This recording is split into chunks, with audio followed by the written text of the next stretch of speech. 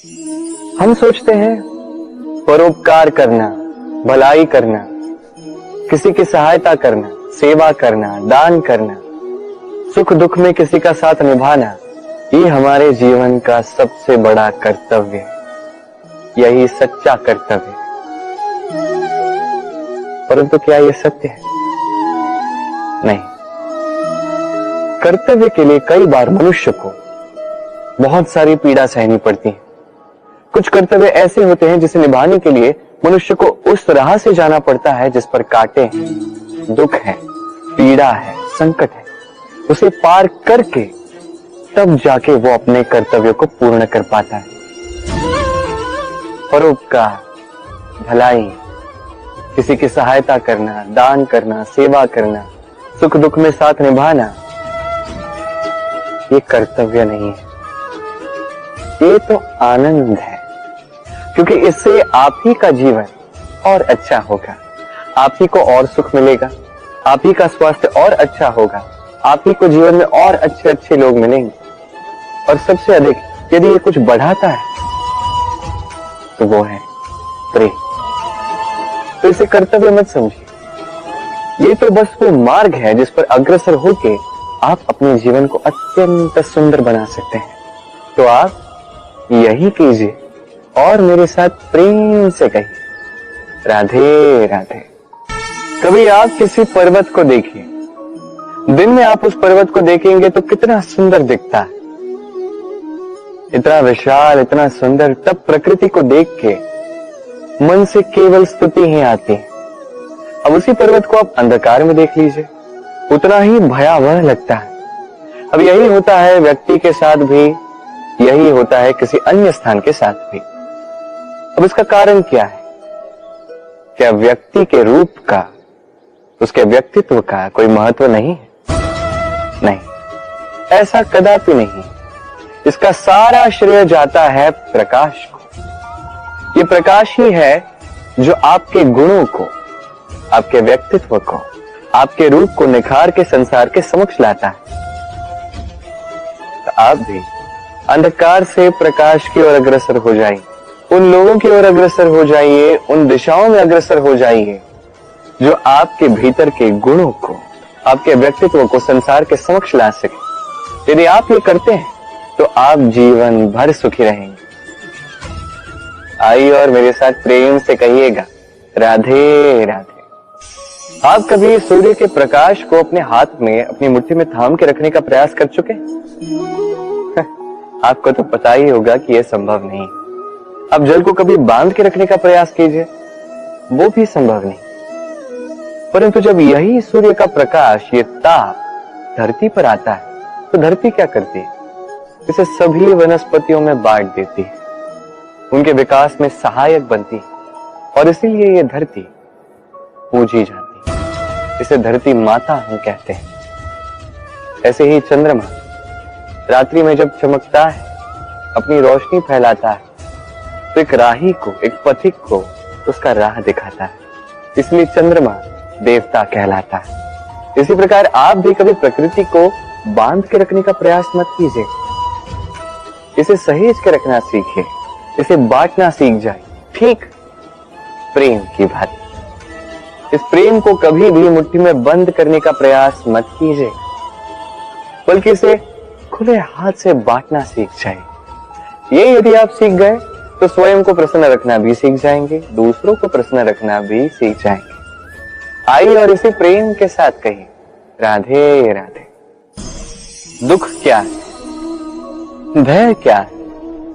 इसे कुछ इस प्रकार समझिए, जीवन में जब भी आप कुछ प्राप्त कर लेते हैं, उसे खो देने का भय उसी के साथ आ जाता है। जैसे आपने धन अर्जित कर लिया, धन को खोने का भय उसी के साथ आ जाता है।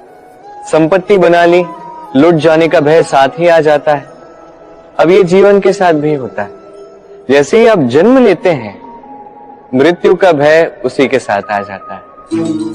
जन्म नहीं हुआ तो मृत्यु कैसे होगी? मृत्यु का भय कहां से आएगा? अब ये भय क्या करता है आपको समझाता है। ये भय यदि मन में होगा, यदि जीवन में होगा, तो जो भी आप प्राप्त कर लो, सुख, संपत्ति, सुविधाएं, धन, इसे पाने का एक आनंद होता है, इसके साथ जीने का एक आनंद होता है। ये भय उस आनंद को आपसे छीन लेता है। मान लीजिए कल आपकी मृत्यु होने वाली है। अब कल की मृत्यु का भय आज ही मन में है, तो ये भय आज का सुख, आज की शांति आपसे छीन लेगा। भय यही करता है। तो स्मरण रखिएगा, भय का साथ जो है वो त्याग दीजिए। जीवन जीने का जो सुख है वो सदैव साथ रहेगा। आइए और मेरे साथ प्रेम से कहिए, राधे राधे। आप कभी किसी पर्वत पर चढ़े? कहा जाता है कि पर्वत पर जब हम ऊपर चढ़ रहे होते हैं तो दुर्घटना का संकट थोड़ा कम होता है, वही पर्वत से नीचे उतरते हुए दुर्घटना का संकट और भी अधिक हो जाता है। अर्थात उतरते समय हमें और संतुलन बनाए रखना पड़ता है और सावधान रहना पड़ता है, इस विवेक को जागृत रखना पड़ता है। अब जीवन में सफलता के शिखर के साथ भी यही बात है। जब हम सफलता के पर्वत पर चढ़ रहे होते हैं तो हमारा ध्यान वैसे ही हमारे लक्ष्य पर होता है। हम निरंतर प्रयास करते हैं, परिश्रम करते हैं, हमें वो उत्साह होता है, वो साहस होता है। किंतु एक बात सत्य है, हर चढ़ाव के पश्चात उतार अवश्य आता है, और यही उतार है जहां अधिकतर लोग स्वयं को संतुलित नहीं रख पाते और वहीं गिर जाते। तो जीवन में यदि सफलता के शिखर तक पहुंचना है तो आपको निरंतर प्रयास करने होंगे, संघर्ष करना होगा, परिश्रम करना होगा और अपने लक्ष्य पर सदैव ध्यान केंद्रित करना होगा, तो आपको अपना लक्ष्य अवश्य प्राप्त होगा। किंतु जब उतार का समय आएगा, जो निश्चित रूप से आएगा, तब आपको संघर्ष करना ही होगा, धैर्य रखना ही होगा, सावधान रहना ही होगा, संतुलन बनाए रखना ही होगा। यह अति आवश्यक है, क्योंकि अगला सफलता का शिखर भी तो आपको पार करना है, और उसके लिए इस उतार से सुरक्षित रूप से आपको उतरना भी तो है कि नहीं? आइए और मेरे साथ प्रेम से कहिए, राधे राधे। प्रसन्नता एक ऐसा भाव जो हम सभी जीवन में चाहते हैं। अब ये सोच के देखिए कि हम अपनी प्रसन्नता के लिए किसी और को उत्तरदायी क्यों मानते हैं। आज इसने कुछ ऐसा किया और इसी कारण से मैं दुखी हूं। आज इसने एक ऐसा कर्म कर दिया कि मेरा मन प्रसन्न हो गया। नहीं, आपको स्पष्ट बात बता देता हूं, आपकी प्रसन्नता न केवल आपका चयन है, न केवल आपके हाथ में है, अपितु अपनी प्रसन्नता को आप अपनी ओर आकर्षित करते हैं। पुष्प को देखिए, पुष्प इसका सुगंध फैलता है और ये पुष्प अपनी ओर कीट पतंगों को आकर्षित करता है। वही देखिए, कीट पतंगे कैसे आकर्षित करते हैं? गिरगिट या मेंढक, कुछ ऐसे जीवों को। अब पुष्प जो है, कीट पतंगों के होने से इस पुष्प का विकास होता है, ये और खिल उठता है, इसका वंश और बढ़ता है। तो इसका तात्पर्य सरल है, पुष्प ने उचित व्यक्ति को अपनी ओर आकर्षित किया। यही कीट पतंगों की बात की जाए तो ये किसे आकर्षित करते हैं? उन्हीं को जो उन्हीं का आखेट करेंगे, उन्हीं का शिकार करेंगे। अब किसे आप अपनी ओर आकर्षित करना चाहते हो, चयन आपका है। क्या आप प्रसन्नता को अपनी ओर आकर्षित करना चाहते हो या अप्रसन्नता को करना चाहते हो, चयन आपका है। आप जीवन में जो कुछ भी पाओ, सुख दुख, आशा निराशा, प्रसन्नता अप्रसन्नता, आप ही के चयन का परिणाम। तो उचित चयन कीजिए और मेरे साथ प्रेम से कहिए, राधे राधे। चक्रवात, जब ये चक्रवात आता है तो तीव्र आंधियां चलती हैं। ऐसे में कुछ वृक्ष ऐसे होते हैं जो अत्यंत कठोर होते हैं, तन के खड़े रहते हैं। वो वृक्ष जो 10 वर्ष से या सहस्त्र वर्ष से खड़े होते हैं, उन्हें आप बड़ी सरलता से हिला नहीं सकते। किंतु चक्रवात, इसकी आंधी इतनी तीव्र होती है, इसके पवन में इतनी प्रबल शक्ति होती है कि इन वृक्षों को वो गिरा देती है। ये वृक्ष नष्ट हो जाते हैं।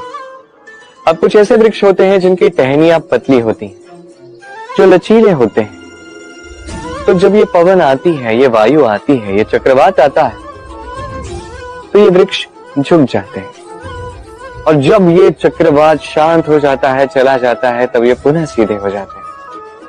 अब इसे आप क्या कहेंगे, क्या समझेंगे? अवसरवादित्व? नहीं, अभी तो यही सच्चा आदर्श है। जब आपके सामने कोई ऐसा है जो आपसे कहीं अधिक शक्तिशाली है, तो उसका सम्मान करना आपको सीखना ही होगा। स्मरण रखिए, इस संसार में जब भी शक्ति और शक्ति टकराती है तो केवल विनाश होता है, किंतु जब शक्ति और आसक्ति मिल जाती है, वहां रक्षा होती है, वही निर्माण होता है।